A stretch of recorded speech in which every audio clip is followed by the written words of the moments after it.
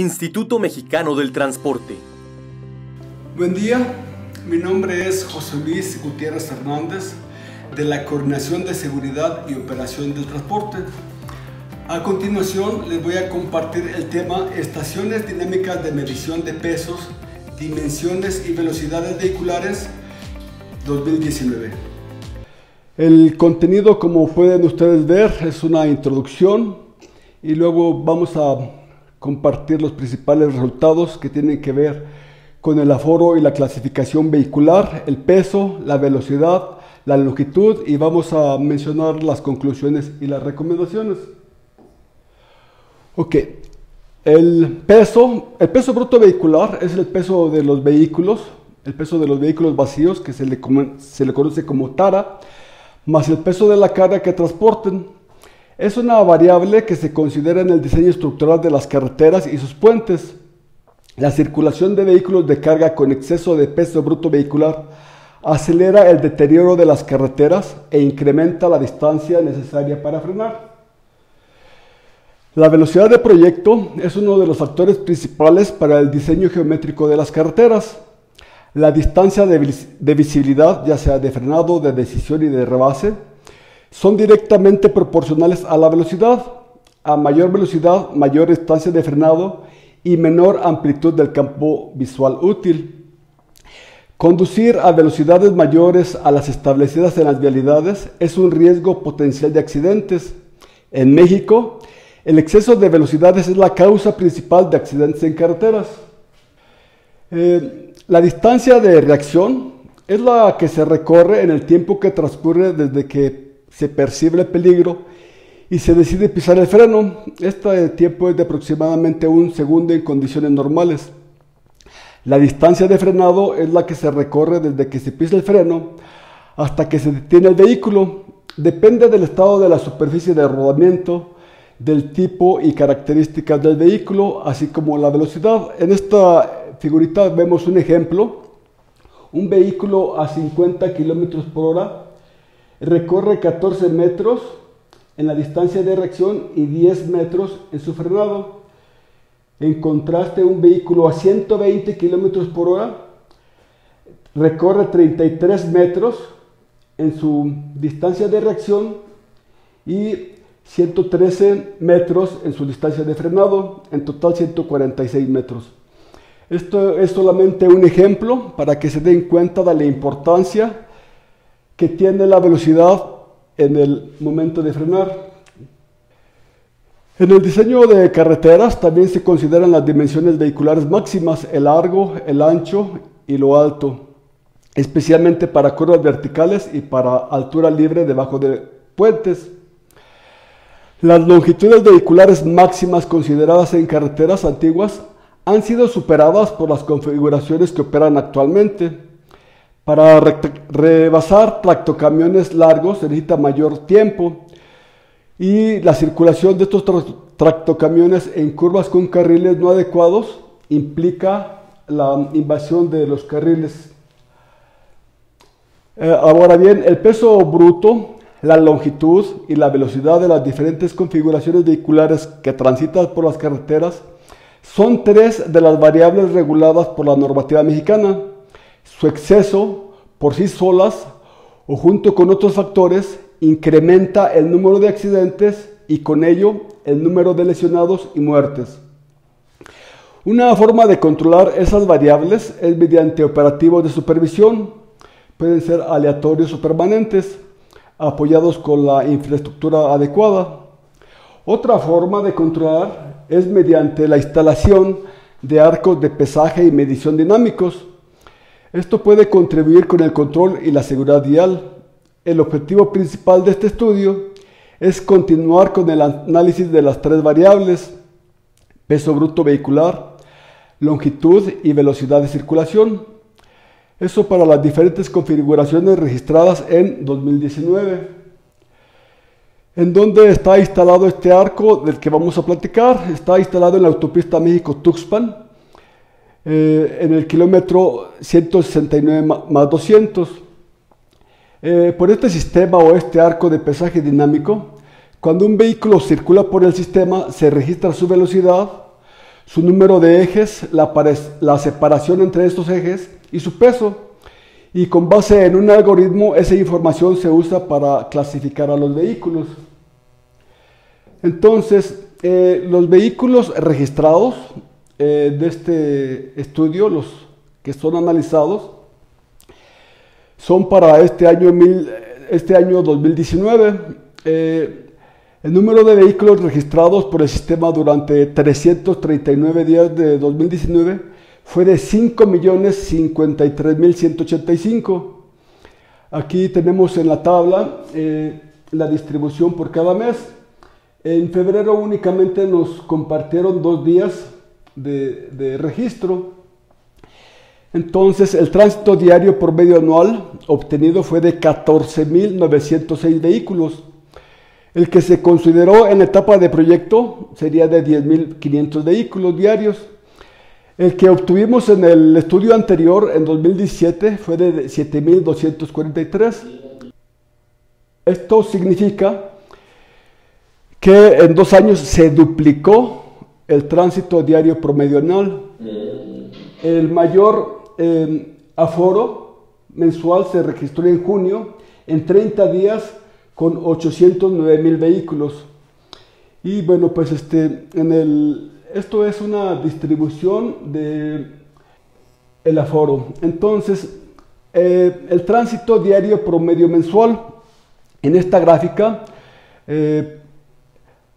reportamos el tránsito diario promedio mensual con base en los registros que tenemos. Como podemos observar, junio es el mes con mayor aforo, 26.967, es decir, poco más o un poquito menos del doble del tránsito diario promedio anual de todo el año. El menor aforo se registró en noviembre con 7.524 vehículos.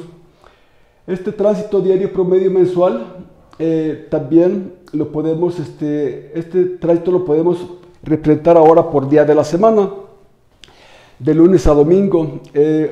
Observamos que el viernes, el sábado y el domingo son los días en donde ocurre la mayor circulación de los vehículos. El mayor es el domingo con 17.000 vehículos aproximadamente. El aforo diario máximo. El periodo vacacional escolar correspondiente a la Semana Santa de ese 2019 comenzó el sábado 13 de abril y terminó el domingo 28. Entonces, aquí como sabemos, los alumnos salen el viernes, entonces decimos que desde el sábado ya están de vacaciones. Aquí podemos observar que el día jueves, es el de mayor aforo con 41.804 vehículos. Esto es casi 3 veces el tránsito diario promedio registrado. Y el segundo más alto es el día de regreso, que es el domingo con 38.000, bueno, casi 39.000 vehículos.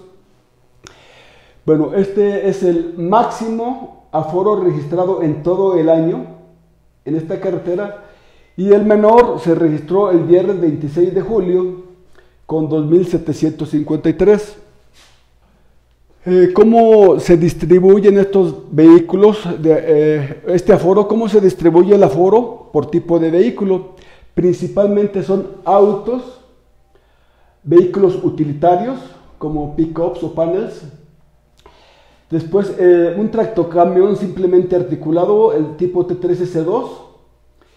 Y tenemos la presencia de motos, autobuses y finalmente con menor porcentaje el T3S2R4 con menos del 1%. Entonces, esta distribución vehicular es buena, es mala. ¿Cómo es esta distribución? De acuerdo con lo que nos reportan en datos viales, tenemos lo siguiente. Aquí en esta columna tenemos reportado lo que registró el sistema. Y aquí tenemos lo que registra datos viales, el libro de datos viales de servicios técnicos. En el tipo de autos, no solamente son autos, también se incluye, aquí se incluye también los utilitarios, porque datos viales no hace una separación entre autos y utilitarios. Entonces, los autos pues son, digamos que similar la distribución. Los demás vehículos son, podríamos decir que similar a lo captado por el sistema y lo reportado por datos viales. Sin embargo, hay una diferencia del T3S2R4 en donde el sistema registra menos del 1% y datos viales casi el 4%. De esto vamos a platicar un poquito más adelante. En realidad el sistema tiene un poco de problemas con estos vehículos. Ok, en general los automóviles fueron los vehículos de mayor participación, el 46.1%, pero a lo largo del día la composición promedio varió. Los vehículos de carga tuvieron más participación en el intervalo que comienza de las 10 de la noche y termina a las 5 del siguiente día. La mayor proporción de autobuses que pasan por el sitio ocurrió de las 11 a las 4 horas. Esto lo podemos ver aquí en esta gráfica. En esta línea tenemos la participación de los autos a lo largo del día. Entonces, desde las 0 horas hasta las 23 horas, esta es la distribución. Alrededor de las 5 de la mañana es igual la cantidad de autos que de camiones. También ocurre alrededor de las 10. Y los vehículos de carga son más a partir de las 10 de la noche y hasta las 5 de la mañana del siguiente día. Esto es una distribución vehicular horaria de todos los días. Y esto es lo que ocurrió ese 18 de abril, ese día que hubo el mayor aforo. Entonces, desde las 0 horas del día jueves, los autos siempre fueron la mayor proporción y los de carga ya nunca fueron mayores a los autos en todas las horas del día. Ok, ahora vamos a platicar un poquito del peso bruto vehicular. La norma 12, la norma oficial mexicana, no contempla las motocicletas, autos ni vehículos utilitarios. Los análisis del presente estudio en cuanto a peso bruto vehicular se realizan solamente para autobuses y para configuraciones de carga. Entonces, el peso bruto vehicular de los autobuses. El peso bruto vehicular máximo permitido por los autobuses de 2 ejes es de 19 toneladas y para los autobuses de 3 ejes de 24 toneladas. De 241.074 autobuses B2 registrados, 6% excedió el peso bruto vehicular. El 12% el máximo permitido en el primer eje, que es de 6.5 toneladas, y 5.2 en el segundo eje. Ese tiene permitido 12.5 toneladas. En el caso de 63.000 autobuses de tipo B3, el 4.8% excedió el peso bruto vehicular permitido, el 7.8% excede el peso permitido en el primer eje y el 5.5% excede el peso permitido en el eje tándem.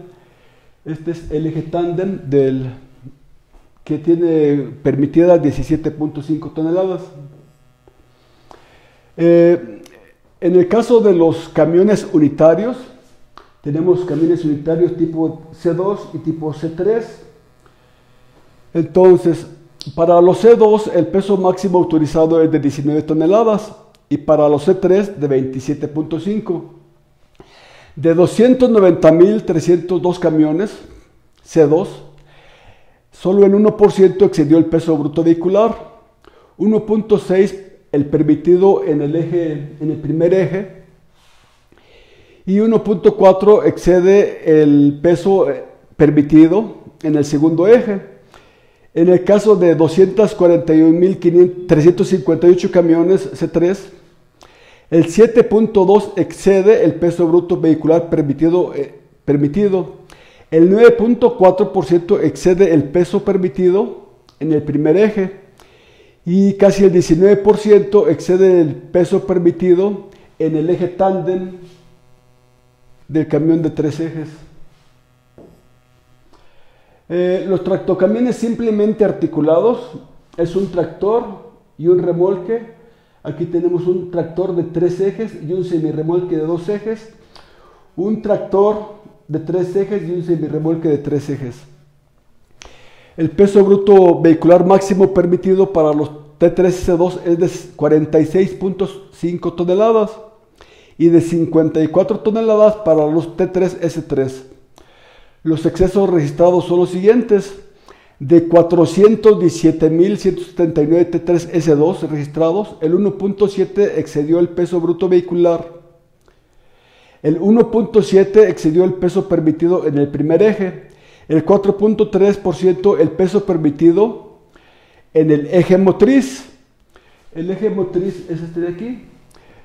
Y 1.7% del peso máximo, que es de 19 toneladas para el eje tándem del semirremolque. En el caso de 144.668 tractocamiones T3S3 registrados, solo 4.5% excedió el peso bruto vehicular, 4.4% excede el peso permitido en el primer eje, 6.6% excede el peso permitido en el eje motriz y 9.2% exceden el máximo para el eje tridel. Para los que se les conoce como fulles, aquí es tractocamiones doblemente articulados, no es simplemente articulados, es doblemente articulados. El T3S2R4, el peso bruto vehicular máximo permitido para estos tractocamiones doblemente articulados es de 66.5 toneladas. Es un tractor de 3 ejes, un semirremolque de 2 ejes y un remolque de 4 ejes. De solamente 4.937 tractocamiones de este tipo, solamente ni menos del 1% excedió el peso bruto vehicular. Solo el 1% excedió el permitido en el primer eje, 1% el peso permitido en el eje motriz, 1.7 el máximo para el eje tándem del semirremolque 2, 1.7 el máximo para el primer eje de tándem del remolque de 4 ejes y 1.7 para el segundo eje tándem R4.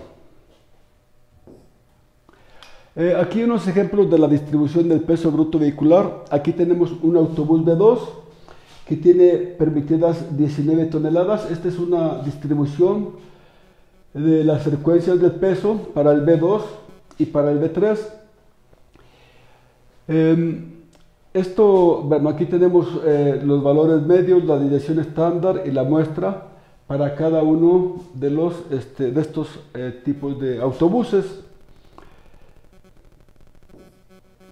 Para el camión de 2 ejes tiene aquí un permitido de 19 toneladas. Casi todos se encontrarían por debajo del peso máximo permitido. Aquí yo encuentro un poco de inexactitud de los C2, porque hay muchos vehículos que para mí serían utilitarios. Son como las camionetas F400 o F350, que las arreglan y parecen camiones, pero realmente no son camiones, sino que serían autos utilitarios. Entonces muchos de esos vehículos se registran en el sistema como camiones de 2 ejes. Y bueno, pues lo mismo ocurre con los camiones de 3 ejes. Bueno, a mí me parece un poco más consistente, esta distribución, que la del camión de 2 ejes. Aquí tenemos la distribución del peso bruto para los simplemente articulados T3C2, 242.000 vehículos, T3S3, 144.000 vehículos, y los T-32R4, que solamente se reportan 4,000, pero casi 5,000 vehículos. Para esta distribución, aquí voy a hacer énfasis en lo que veíamos, por qué es la diferencia de lo reportado en datos diarios con lo reportado por el sistema. Un vehículo T3S2R4 vacío, es decir, la tara de un vehículo de estas características, bueno, pues depende mucho del tipo de remolque, pero en general, estos T32R4, su peso va de 20 a 30 toneladas vacíos, ¿sí? Entonces, el peso de los vehículos vacíos estaría entre 20 y 30 toneladas. Sin embargo, lo registrado por el sistema está muy por debajo incluso de lo que pesaría un vehículo vacío. Bueno, vamos a pasar ahora al análisis de las velocidades. Existen tres criterios que restringen la velocidad máxima. Uno es la máxima establecida en el tramo mediante el señalamiento colocado, el señalamiento restrictivo. La máxima establecida para los vehículos de carga en la norma 12 y las velocidades que establece el reglamento de tránsito en carreteras federales. El límite máximo señalizado en el sitio es de 110 km por hora. Esto aplica solamente para vehículos ligeros. El límite que establece la norma 12 a las configuraciones doblemente articuladas cuando circulan en caminos tipo ET y A es de 80 km por hora, siempre y cuando no exista un señalamiento con un límite menor. El reglamento de tránsito en carreteras federales establece para los autobuses límites de 95 km por hora durante el día y 80 km por hora durante la noche, y para los camiones unitarios y articulados 80 km por hora durante el día y 70 km por hora durante la noche. Para cualquier tipo de carretera, mientras no exista un señalamiento que fije una velocidad máxima menor. Entonces, vamos a ver qué encontramos. Los vehículos, los autos, bueno, aquí pongo la fotografía de los autos, pero también podríamos incluir a los utilitarios. De 2.327.250 autos, encontramos una velocidad media de 99 kilómetros. El 85 percentil que se considera la velocidad de operación es de 121 kilómetros por hora. Y el porcentaje de excedidos que exceden la velocidad es el 30.3%. Para los autobuses de dos ejes, para una muestra de casi 250.000 de autobuses, la velocidad media es de 84, su velocidad de operación es de 99 kilómetros, es decir, 4 kilómetros por encima de lo permitido, con un porcentaje de excesos de casi el 22%. Los autobuses de tres ejes, para 63.130 vehículos, su velocidad media es de 78, su velocidad de operación es de 96, 1 kilómetro arriba de lo permitido, y el 16.4 excede esa velocidad. Los camiones de dos ejes, que son 290.310, tienen una velocidad media de 84 kilómetros y un 85 percentil o una velocidad de operación de 107, comparados con los 80 kilómetros a los que deberían de ir. Aquí yo encontraría nuevamente la confusión de que aquí puede haber autos utilitarios, como esas camionetas F350, y entonces en este caso el porcentaje de excedidos es de 58%. Son porcentajes de excedidos pues muy considerables, principalmente en los autos. Para los camiones de tres ejes, para cerca de 250.000 vehículos, la velocidad media de 75 kilómetros, velocidad de operación de 94 kilómetros, 14 kilómetros por encima de lo permitido, 38% de excedidos. Para los T3S2, para 417,000 vehículos, una velocidad media de 74, una velocidad de operación de 90 km por hora, con un porcentaje de excedidos de 35. Los T3S3, con una velocidad de 83 km por hora, solamente 3 por encima de lo permitido, el 20% lo excede. Y para los fulls o T3S2R4, muy poquitos vehículos, según lo registrado por el sistema, tiene esa velocidad media y esa velocidad de operación con el 24% de excedidos. Aquí un ejemplo de la distribución de las frecuencias acumuladas para los autos. Un auto tiene como máximo ir a 110 km por hora. El 110 km por hora corresponde a 69.7%, es decir, casi el 30% excede esa velocidad de 110. El 85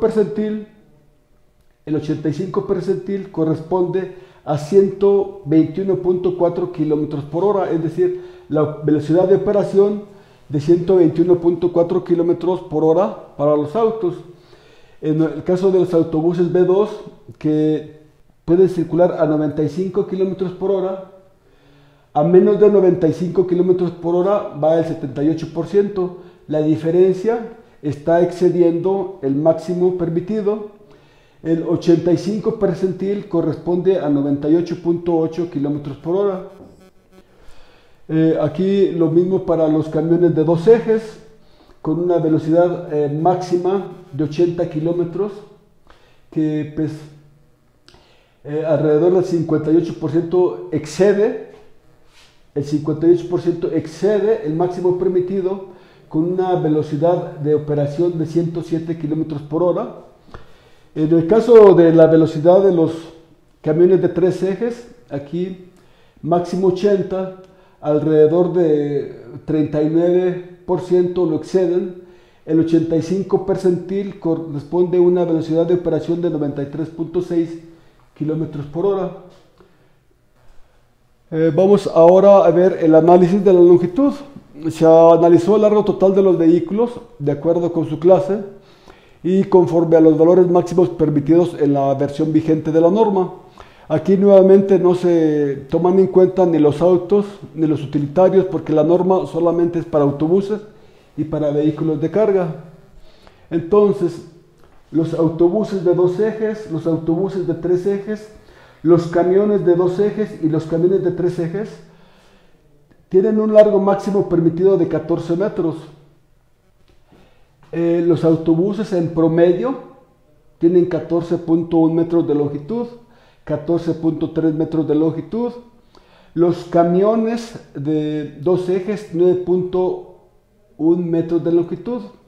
Aquí esta longitud media me parece a mí que está siendo afectada por lo que les comento de que aquí están incluidas unidades que son, para mí, son utilitarios.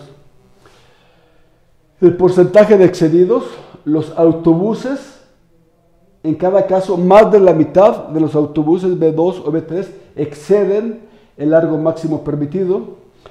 Los camiones de 2 ejes solamente el 1.2% y los camiones de 3 ejes el 19%. Para el T3S2 y el T3S3, estos dos tractocamiones simplemente articulados, tienen un largo máximo de 23 metros. La media está por debajo de ese máximo y el porcentaje de excedidos pues es muy poco. El full, el T3S2R4, podría tener una longitud de 31 metros. Sin embargo, el sistema no lo registra muy bien y entonces para el 87% de esos 4,000 vehículos que teníamos registra una longitud de 2.5 metros. Entonces esto va apoyando la idea de que el sistema no no clasifica o no registra bien los datos para cuando se trata de un doblemente articulado. Aquí una distribución de la longitud, 14 metros, muchos, más de la mitad, exceden esa longitud. Aquí en los autobuses B3, aquí tendríamos una especie de como de dos medias. Esto a lo mejor es por la marca o tipo de autobuses, con una especie de dos medias para la longitud. Aquí tengo otra hipótesis, es de que el sistema también puede registrar a lo que conocemos como microbuses, y los puede incluir como B2, entonces, y estos de aquí podrían ser autobuses, y estos para mí serían como microbuses de dos ejes. En el caso de los C2, la longitud en metros decíamos que es 14 metros lo máximo. Estos yo pensaría que por aquí estarían C2, y estos de aquí podrían ser, desde mi punto de vista, vehículos utilitarios que se clasifican como C2. Un poco más consistente los camiones de 3 ejes. Los T3 C2 también aquí podríamos considerar 3 o 4 medias de longitud, por decirlo de alguna manera, y esto no tanto es por el tractor, sino porque los tipos de semirremolque o los tipos de caja que llevan los semirremolques pues pueden ser diferentes, y por eso esta distribución de la longitud. La máxima es de 23 metros y aquí no muchos, digamos, exceden. El T3S3 es un poco parecido, solamente que aquí parece que los T3S3 son más uniformes para el ISO de alguna caja en particular. Ok, ¿qué podemos concluir de los datos que acabamos de mostrar? Los resultados obtenidos tienen como base los datos recopilados en 2019 por equipos de conteo automático. Estos equipos de medición o los arcos de pesaje dinámico, estos son de 2019. El 9 de marzo de 2020 se publicó en el Diario Oficial de la Federación la norma oficial mexicana, que es Instrumentos de Medición, Sistemas de Pesaje y Dimensionamiento Dinámico Vehicular, Requisitos Técnicos y Especificaciones. Como este sistema ya estaba en operación, en un transitorio de esta norma dice que los sistemas de pesaje y dimensionamiento dinámico vehicular instalados previos a la entrada en vigor de esta norma podrían ajustarse a las disposiciones contenidas en la presente norma oficial mexicana, siempre y cuando demuestren a la autoridad competente que han sido instalados previamente a la entrada en vigor de esta norma oficial. Entonces, bueno, pues este sistema con el que cuenta esta carretera, bueno, puede ser calibrada, puede ser verificada para que cumpla con esta norma y tener una mejor clasificación, un mejor pesaje, una mejor dimensionamiento de los vehículos.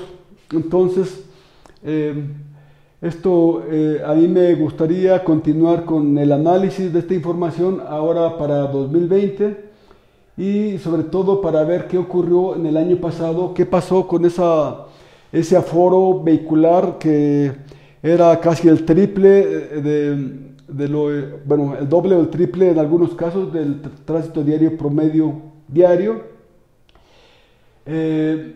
más del doble de lo que se registró en el 2017.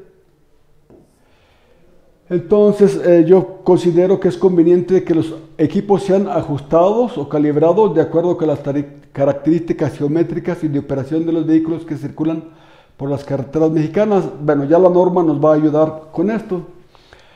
La distribución vehicular obtenida no coincide del todo, en algunos casos, con lo reportado por datos viales, principalmente en los casos de los fulles o T32R4, ya que el sistema reportó solamente menos del 1%, es decir, el 0.1%, y datos viales el 3.9% de participación en el tránsito.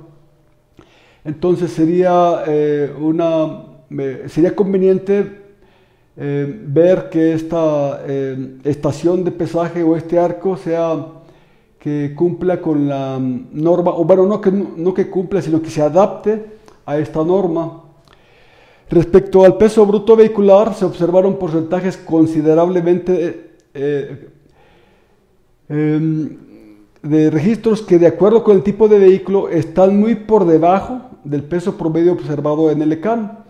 El ECAN es el estudio estadístico de campo del autotransporte nacional que realizamos aquí en el instituto por casi 27 años, y incluso estos pesos brutos vehiculares están por debajo de la tara de los vehículos. Con base en estos resultados es evidente que el sistema presenta problemas de calibración de sus básculas, problemas para clasificar los vehículos.